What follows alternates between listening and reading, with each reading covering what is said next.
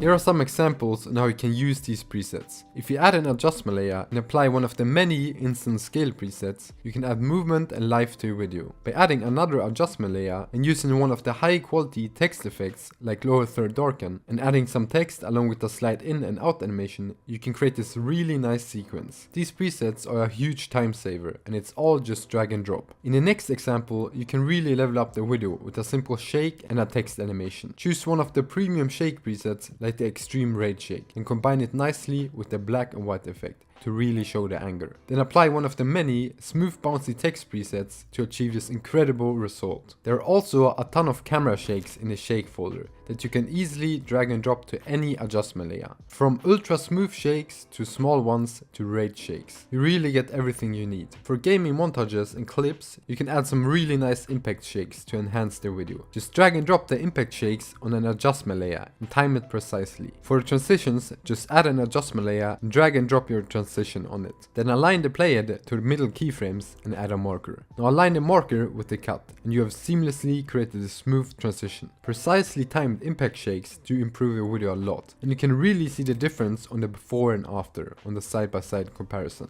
Inside the pack are also a ton of smooth text presets for both the lower third and the center of the screen. You can drag and drop a subtle smooth text pop in or a bolder and bigger pop effect. I also really like these bouncy pop in presets. There are a ton of smooth text presets in this pack. Just choose a preset and drag and drop it. Many viral text animations from TikTok and Shorts are also included, like the slide up and down animation and much more. For the animation folder, you can use one of the 3 faceless characters included with the pack, or any image. Just make sure to nest the layer beforehand to avoid any issues. And you can be really creative with the animation presets. You can add a bounce down effect and combine it really nicely with a slide animation. Why not also make the character lean left?